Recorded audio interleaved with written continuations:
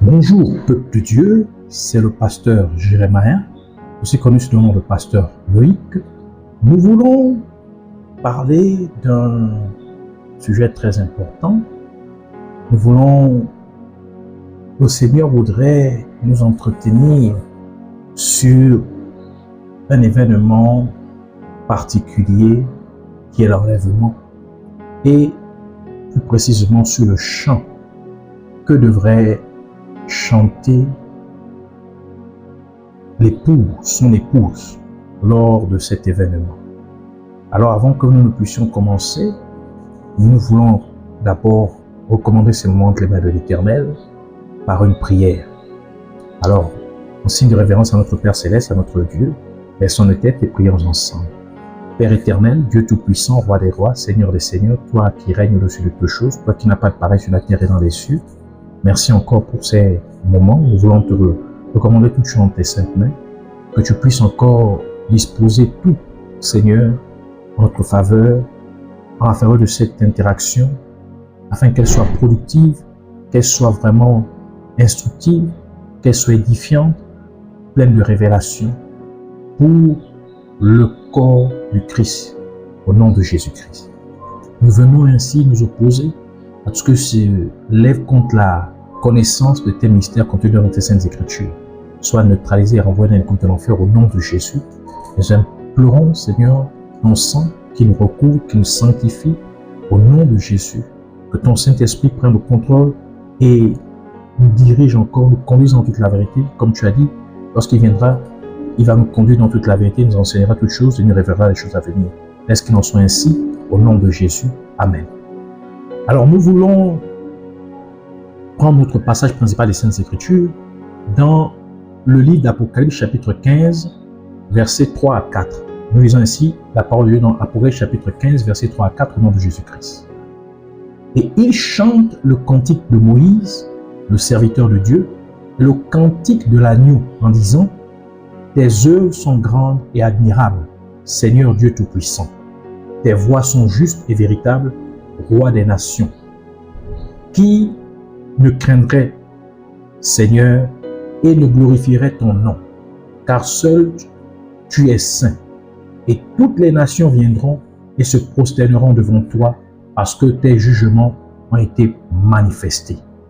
Que le Seigneur bénisse sa parole, qu'elle vienne pleine de grâce, de vie, de révélation, de profondeur et de bénédiction au nom de Jésus. Amen.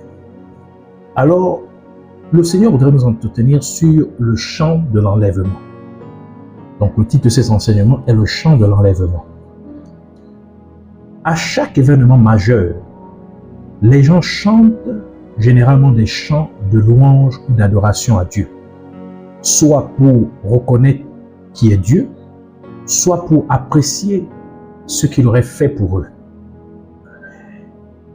Les chants sont l'un des meilleurs moyens d'exprimer ses émotions, car par les paroles, on exprime ce que l'on ressent vraiment au fond de son cœur, et par la mélodie, on peut exprimer la sincérité de ses émotions.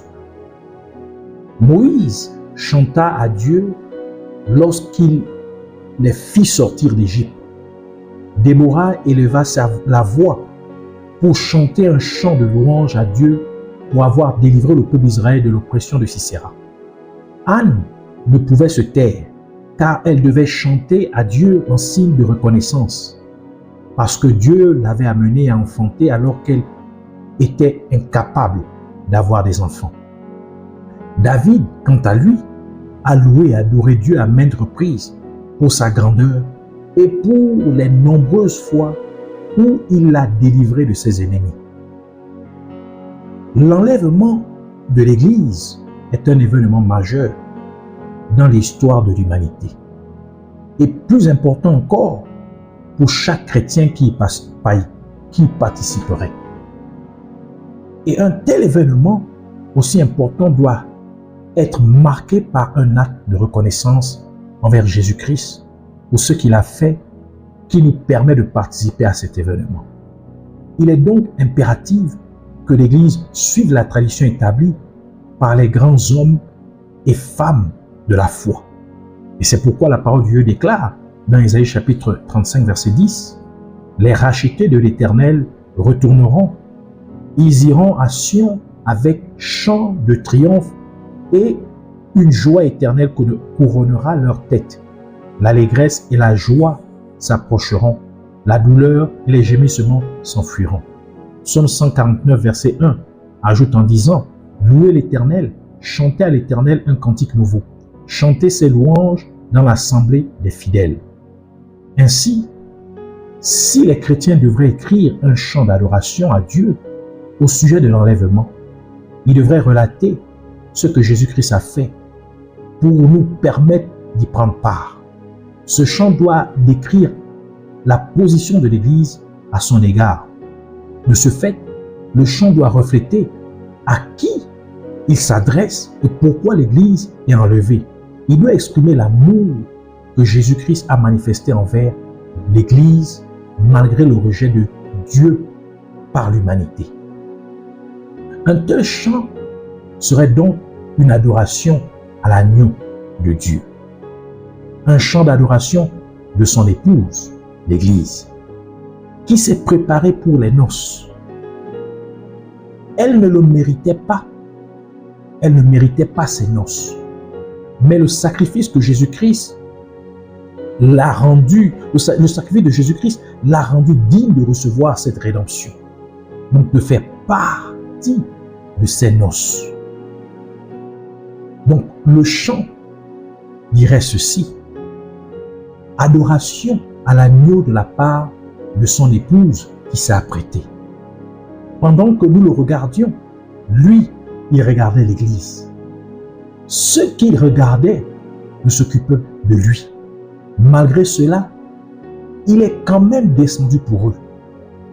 Quoi qu'on a fait de lui, aucun cas, il est mort pour eux. Au nom de l'amour, l'un de nous avait péché et il fut précipité sur la terre. L'homme a péché. Le Seigneur s'est précipité sur la terre à cause du péché de l'homme, pour lui accorder le salut. Il descend sur la terre afin que l'homme monte au ciel. Louons la souveraineté divine qui fait descendre Dieu sur terre afin que l'homme monte au ciel. Voici les couplets du chant de l'enlèvement. Et essayons un peu d'expliquer ces couplets. Pourquoi ces couplets? Le couplet 1, ou le premier couplet, dit « Adoration à l'agneau de la part de son épouse qui s'est apprêtée ». Le chant de l'enlèvement devrait commencer par ce verset, car tout texte devrait commencer par une introduction qui précise son objectif et le public visé. À cet égard, l'épouse de Jésus-Christ, c'est-à-dire l'Église, est le public visé, car c'est un chant qu'elle chanterait à Jésus-Christ. Si l'Église peut chanter ce chant, c'est parce qu'elle s'est préparée pour l'occasion, comme une mariée revêtirait son habit de noces pour se rendre à la cérémonie. L'objectif de ce chant est d'adorer l'époux, Jésus-Christ, pour son rôle d'agneau de Dieu, manifestant ainsi le sacrifice fait à Dieu le Père, qui nous a permis de faire partie de l'épouse et de nous préparer ainsi pour les noces solennelles. C'est pourquoi, en tant qu'agneau de Dieu, Jésus-Christ incarne son rôle de rédempteur. Et ces faits sont bien décrits dans la parole de Dieu, dans Apocalypse chapitre 19, verset 7, qui dit « Réjouissons-nous et soyons dans l'allégresse, et donnons-lui gloire, car les noces de l'agneau sont venues, et son épouse s'est préparée. » Et cela aussi est bien illustré par la parabole de Matthieu, chapitre 22, versets 1 à 14, où Jésus-Christ fait part des noces dont un roi a organisé pour son fils, qui dit, Jésus prenant la parole, leur parla de nouveau en parabole.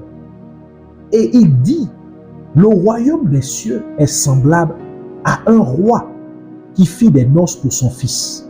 Il envoya ses serviteurs appeler ceux qui étaient invités aux noces.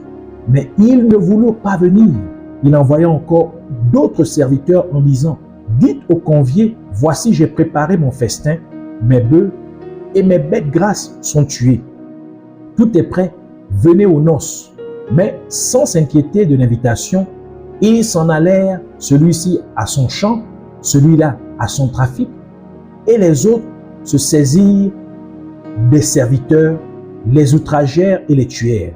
Le roi fut irrité, il envoya ses troupes, fit périr ses meurtriers et brûla leur ville. Alors il dit à ses serviteurs, les noces sont prêtes, mais les conviés n'en étaient pas dignes. Allez donc dans les carrefours et appelez aux noces tous ceux que vous trouverez. Ses serviteurs allèrent dans les chemins, rassemblèrent tout ce qu'ils trouvèrent méchants et bons, et la salle des noces fut pleine de convives.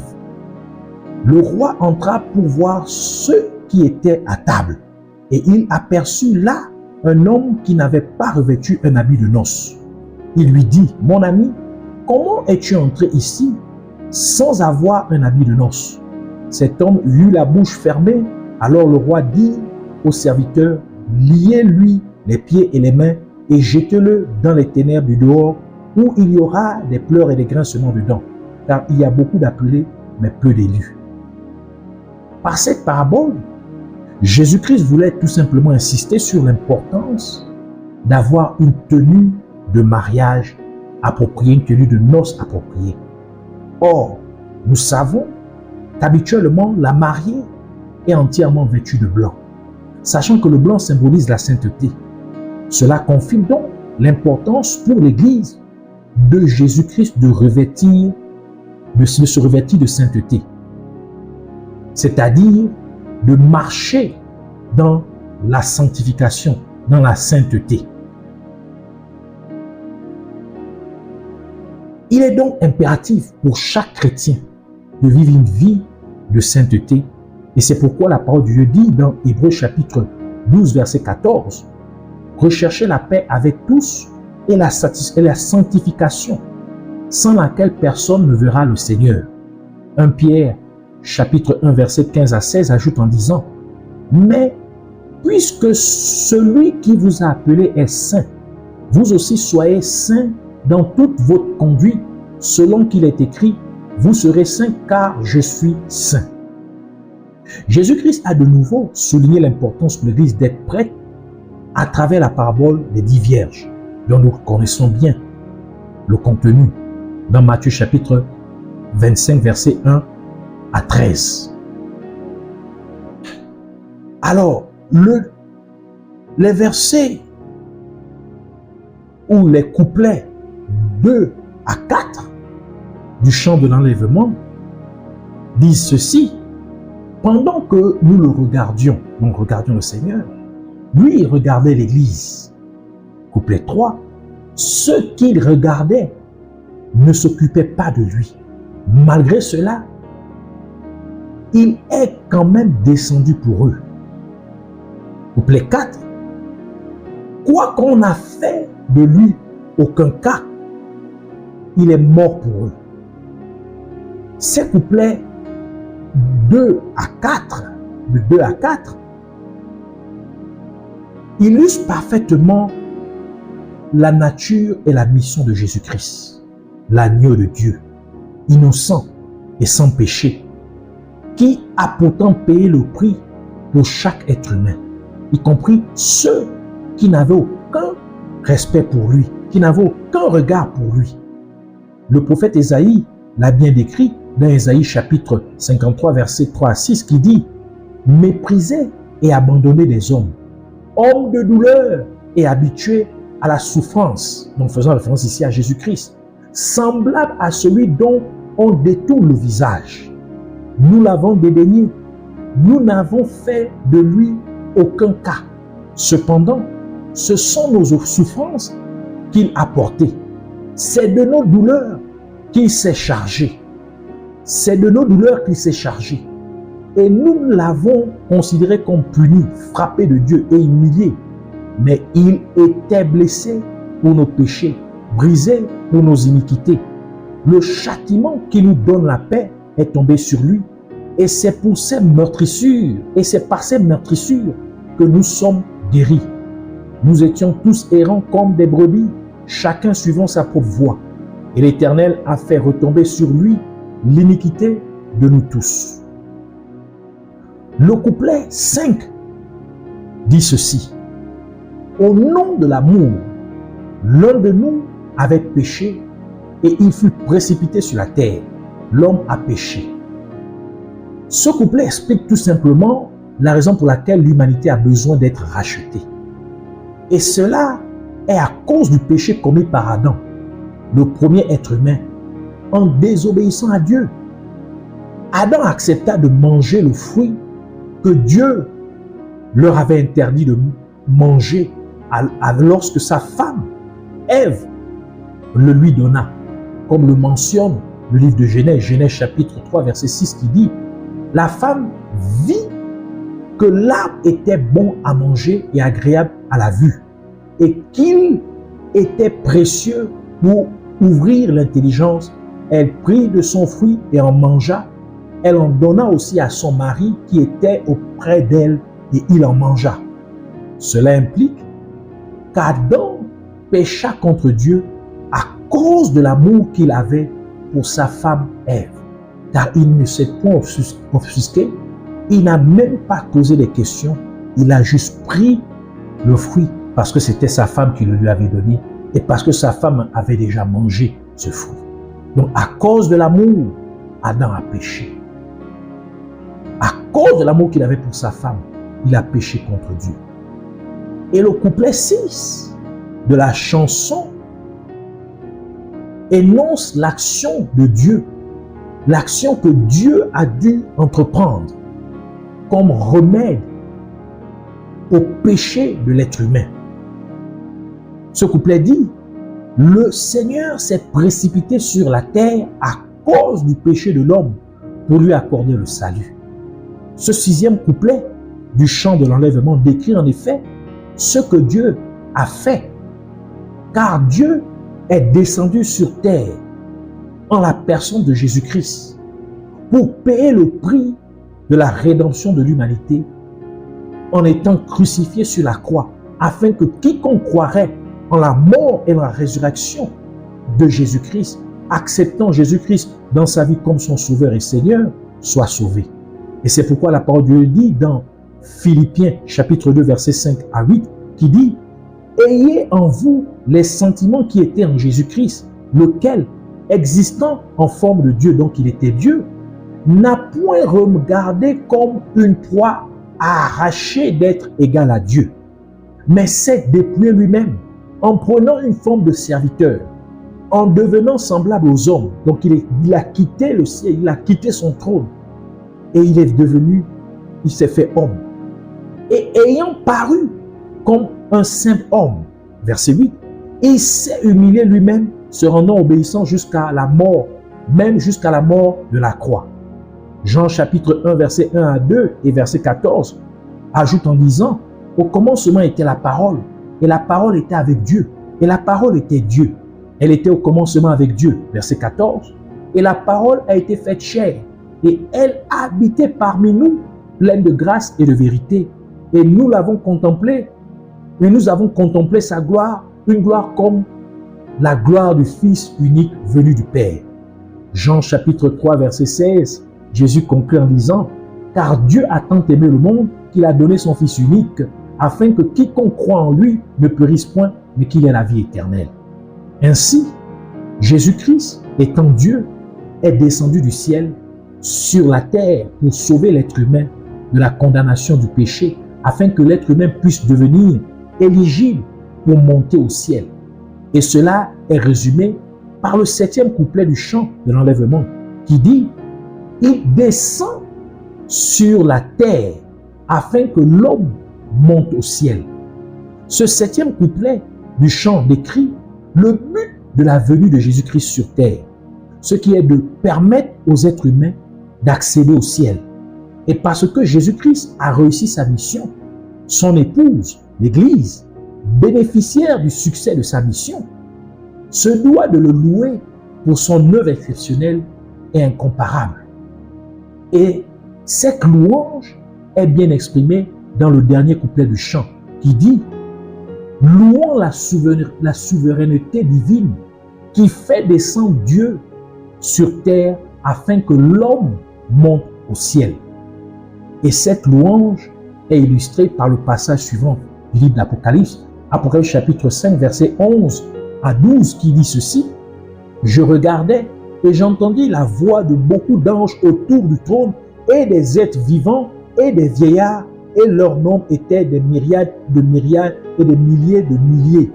Ils disaient d'une voix forte, l'agneau qui a été immolé est digne de recevoir la puissance, la richesse, la sagesse, la force, l'honneur, la gloire et la louange. » C'est ici donc le chant de l'enlèvement que nous devions chanter lorsque l'enlèvement se produit.